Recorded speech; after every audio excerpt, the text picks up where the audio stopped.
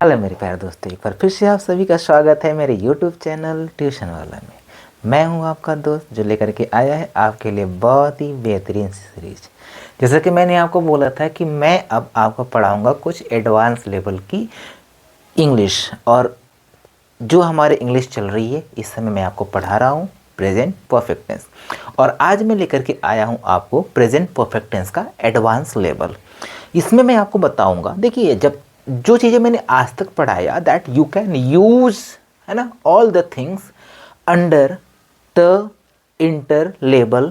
Okay, आप वहाँ पर उसको यूज कर सकते हो। अगर आप इंटर लेवल पे हो, आप ग्रेजुएशन लेवल पे हो, तो आप उस इंग्लिश को वहाँ पे यूज कर सकते हो। लेकिन अगर आप चाहते हो कि आप हमारे द्वारा पढ़ाई गई इंग्लिश को किसी कॉम्पिटिटिव एग्जाम्स में यूज करो, तो वो मैं आज आपको बताने जा रहा हूँ कि under the present perfect tense क्या ऐसी चीज़ें हैं जिसको हम यूज करते हैं। Means what is the point where generally we peoples are making a mistake. हमको ये जानना है कि कौन सी ऐसी पॉइंट्स है जहाँ पर हम सामान्यतः गलतियाँ करते हैं। ठीक है, आज मैं आपको इसी के ऊपर चर्चा करने वाला हूँ और यही मैं आपको पढ़ाने जा रहा हूँ कि हमारे प्रेजेंट परफेक्ट टेंस में कौन सा ऐसा पॉइंट है जो हम अक्सर गलत कर देते हैं। तो आइए आज हम आपको समझाते हैं।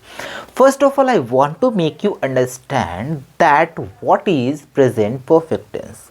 तो मेरे दोस्तों, मैंने बहुत ही ब्यूटीफुली यहाँ पर कुछ लिखा हुआ है and I am going to make you understand line by line. Okay, just watch till and.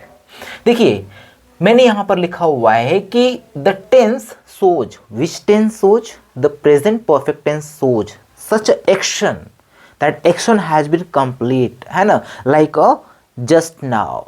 ठीक है, हम वो कह सकते हैं कि जो हमारा एक्शन है वो अभी अभी कंप्लीट हुआ है। Okay, means whatever we did, okay, so that action has been completed now this present time I mean to say that means today I have completed my actions। suppose कि मैंने आपको पढ़ाने से पहले I have written these all things on the board, तो मैं ये अपना काम कंप्लीट कर लिया हूँ, राइट। मैं ये लिखने वाला काम कंप्लीट कर लिया था ताकि मैं आपको कल समझा सकूँ। ठीक है, क्योंकि मैंने देखा हुआ है कि during teaching when I am writing तो आपका टाइम थोड़ा सा लॉस हो जाता है। That's what already I have written this on. Okay, मैं यहाँ पर पहले से लिख रखा हूँ ताकि मैं आपको बेटर समझ, means what I want to make you understand, मैं ये समझाना चाह रहा हूँ कि जो मैं ये रिटेन हुआ किया था ना, दैट्स हैज बीन कंप्लीटेड, वो क्या हो चुका है, कंप्लीट हो चुका है। But at what time, at which day and date, कौन सा डे था, कौन सा डेट था, तो that was the present. Okay, आज ही किया था, राइट, समझ में आ रहा है ना। तो ऐसा एक्शन जो कि आज और अभी थोड़ी देर पहले या फिर आज खत्म हो चुका है, and now the connection between that action to the present, ऐसे समझने की कोशिश करो कि अगर जो आपका प्रेजेंट, जो आपका एक्शन था, अगर एक्शन प्रेजेंट से कनेक्ट कर रहा है तो उसे हम क्या कहेंगे, उसे कहेंगे प्रेजेंट का एक्शन होता है वो। ठीक है, अब वो कनेक्शन कंप्लीट हो चुका है, दैट्स परफेक्ट। अगर वो एक्शन अभी कंटिन्यू में है, will known as what, continuous. और अगर वो एक्शन एवरीडे वाला है तो उसे हम क्या कहेंगे, उसे कहेंगे indefinite, right. So now I am teaching to you a present perfect tense. तो मेरे प्यारे साथियों, यहाँ पे देखें, an action has been completed in the present time. कब होता है, present time. Okay, means has just finished, just finish that means अभी अभी खत्म हुआ है। कोई भी काम हो अभी अभी खत्म हुआ है, that's the work has not been completed yesterday, right. कल कंप्लीट नहीं हुआ था, वो अभी अभी कंप्लीट हुआ, अभी अभी कंप्लीट हुआ, आज ही कंप्लीट हुआ, है ना। तो इसीलिए हम ऐसे एक्शन को प्रेजेंट के परफेक्ट में रखते हैं। That clear? ओके, आइए आगे देखते हैं। इसमें हमको क्या ध्यान देना है, मीन्स कुछ ऐसे वर्ड्स, है ना, लाइक द वर्ड्स, यहाँ पे ध्यान देना मेरे भाई। यहाँ पे क्या लिखा हुआ है, words, and which type of words will given in the sentences. कैसा वर्ड्स होगा जो सेंटेंस में दिया गया होगा तो उसे हम हमेशा परफेक्ट टेंस में एंट्री देते हैं या परफेक्ट टेंस में उसको हम यूज करते हैं। देखो यहाँ पे क्या है, like so far, up to now, lately, recently, just, already, yet. ठीक है, दिस ऑल वर्ड्स आप इसे याद कर लेना। This all words if has been given in the sentence will known as present perfect tense. आगे देखते हैं क्या है, are used in the sentence, इसे हम सेंटेंस में यूज करते हैं क्या करने के लिए, टू शो, है ना, टाइम। अगर टाइम शो करने के लिए हम इनका प्रयोग कहाँ पे करते हैं, सेंटेंस में करते हैं। So the word of that sentence is in the present perfect tense. तो वह सेंटेंस कहाँ पे होगा, वह सेंटेंस किस में बनेगा, वह सेंटेंस बनेगा प्रेजेंट के परफेक्ट टेंस में। क्लियर हो रहा है कि नहीं हो रहा है, क्लियर हो रहा है कि नहीं हो रहा है।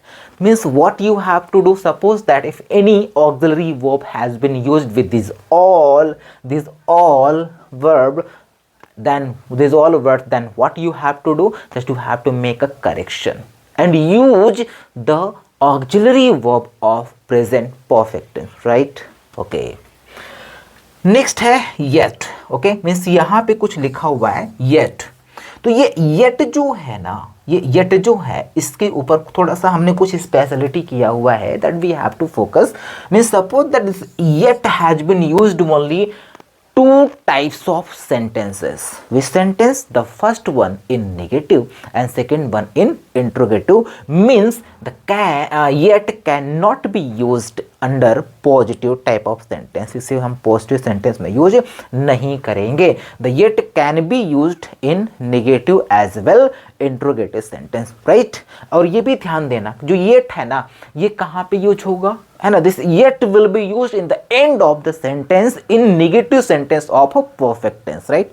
ये perfect tense के negative में end में यूज होगा। समझ में आ रहा है? आजा, तो yet कहाँ पे यूज होगा, देखिए the word yet, किसकी बात हम कर रहे हैं, yet की। the word yet is used to express what, still।